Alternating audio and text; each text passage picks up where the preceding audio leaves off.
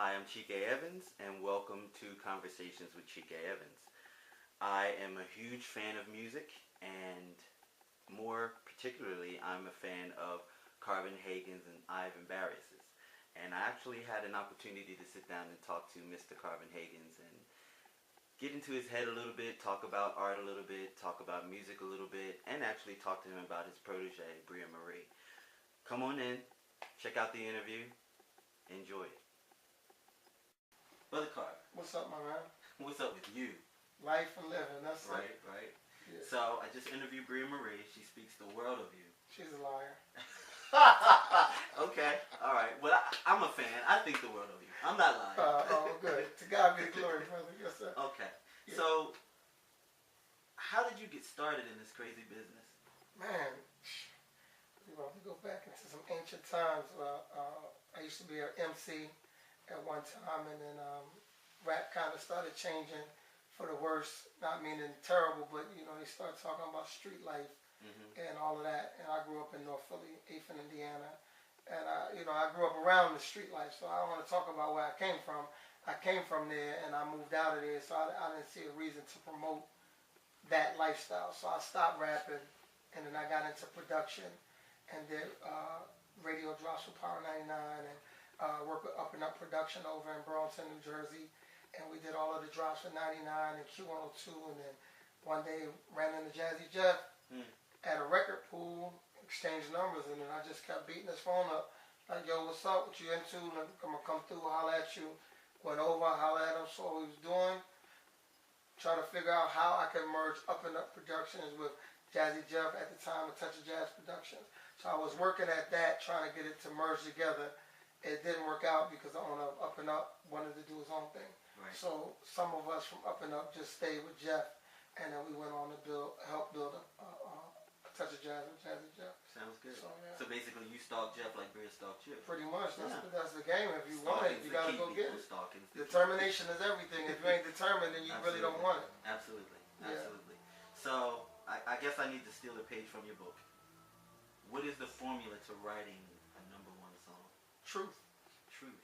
That's it. It's like if the song isn't real and isn't true, then it's really not a song. It's a fairy tale. Right. So you just might as well write it in a fairy tale book and leave it there. But the truth is the truth. Truth, integrity, honesty. That's it. And you have a great record. Okay. You were recently on the Stephen Knight show, and I also work for that show too. Okay. Hey, Stephen. And you said something in an interview.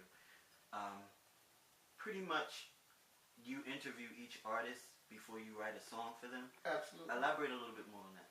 Well, in order to get to the truth of an artist, to write a record that means something for the artist, I need to interview them and know who they are, and then know where they come from, know their background. I need to understand how they think and how they would say things and how they will respond, versus me just writing a blanket record and they singing it that anybody can sing. But once I know about you and know your lifestyle and I know the decisions that you would make, if I write a record for you, then I can say what I know you would say. Right. I'm not going to say if somebody's knocking at the door, I'm not going to say, you're going to go, yo, open the door, let me fight him, if that ain't your character. Right. Your character's like, listen, I don't got time for that, call the cops. Right. Then that's what I'm going to put in the record. Right. Versus trying to make you into something you're not and then forcing you to live up to a lie. Doesn't make sense. Okay. Sounds good. The First Lady, Faith Evans. Hey, Fizzy. That was a monumental album for her because she was first stepping out after being on Bad Boy. Right. What did that mean to you working on that particular project as it meant as a stepping stone for her in her career? Like, what did you take on in taking that project on? Well, the funny thing is years before I met Faith, we met Puff. And Puff had came to Philly for the first time because he had heard Just Friends on the radio. And he went and got the record. He said he played it like 90 times. It was like, yo, I had to come to Philly to meet the people who did this. So he went and met with Jeff. And then when he was coming out of the studio with Jeff, Jeff was like, oh, that's the dude that did Just Friends. He was like, yo, man, that's crazy. Like, you did really good, man. What are you trying to do? I said, really, I'm trying to take your spot. So after that happened, it's funny because kind of the way that the table turned, now we're here in the room with Faith, and it's like, okay, this is where Puff was at. So this is the same place he was, but I want to do something different with her. So we just had a long conversation about everything. I was like, all right, cool. So we wrote the song again, basically about her experience in Atlanta, the whole nine. And every record that we wrote, we literally wrote in the studio. It was like happening back to back. While she was recording it, the console and the booth is there. She's in the booth recording one song. Behind me on another console, Ivan has headphones on making beats. So he's making a beat while we're doing this. As soon as he finished making a beat, he plays it over the speaker. I take the pen, write the song, and she cut it. So in 1 week we did like 8 songs. Wow. Like just back to back, back to back. So that's a testament to all of your artistry. Like that's monumental. Yeah, and that's what we do. Like first of all, everything to God be the glory. Like this only happens because I allow him to use me and he allowed me to be used. So and that helps the process and helps the flow. So it's a unique situation, but it's good. Yeah, that's absolutely that's wonderful. So you have your hand in other business as well. The R&B Spotlight thing. You were doing that with Corey Taylor. Yeah.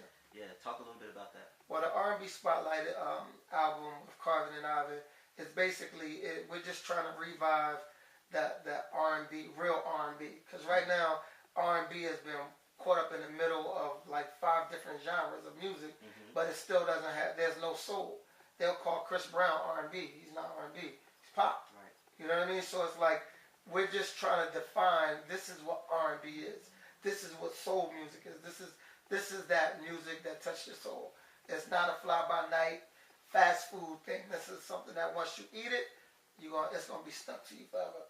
So the mission of this project is to present good soul music. Okay. So what is your inspiration? What inspires you? God. That's it. Every day, all day. That's it. Yeah. God. Truth. God is the truth. That's it. Absolutely. That's how we operate. That's how I live. That's how I talk. Truth. Some people don't like me for it, but you ask me, I'm gonna tell you the truth. That's just what it is. Can't get no better than that, people. Yeah. So BriaMarie, tell me a little bit about her. Your words. BriaMarie is when I first met her. The first day I met her, shook her hand. She came in the house. I was like, "Yeah, you're gonna be my protege." Yeah. Just like that. Yeah. And she was like, surprised look on her face. And I was like, "Yeah, but here's 2 things I need you to do for me. Never depend on somebody to bring you to an interview, and never bring a friend to an interview with you. Unnecessary. You'll ruin your job every time. And this is a job." Those are the 2 things I told her, and I said, "I'll see you again." After, this was around November, I said, "I'll see you again maybe after Christmas, and then we'll start work." And that's what happened. She came back on the 27th and pretty much never left my house since. Wow. Yeah. That's cool. But her eagerness and excitement and willingness to learn, like I like that. Because Easy student. Right. Yeah. But that's what I was. I'm only looking for those people who are like me. Right. Like you determined, you're gonna go through the mud. For Jazzy Jeff, I carried crates, answered phones. Hey, you do. I was security. Yeah. I cleaned the studio. Like, yo, if this is what you want, then you got to do what you got to do, and it's not a glorified process. Right. And so that's the way she came in, the same way. What do we got to do to make the machine work? Right. Not like, how can I be on? When is my shot? I'm the next. No, it's like, all right, they up. Okay, what you need me to do? You need me to sing? You need me to stay out of the room? Like, whatever it is you need me to do to make sure that the machine move, I'm all in. So that's what, that's intriguing. That's cool. Now on your inspirational partner, Ivan. Tell a little bit about him. Man, because he's up next. He owes me a time on the couch. Ivan is a musical genius. When I tell you, he is like the most craziest dude in the world. Like as far as the way he thinks when it comes to production and putting the music like it should be done, he's so. It's funny because he's light years ahead of everything that's happening. And then I watch the music that we've done 6 years ago. Somebody records the record and it's a smash hit right now. But we did that record 6 years ago. Wow. Like these are the things that have happened, that has happened. Records that you've heard on the radio have been records like the Kenny Lattimore record that's out right now.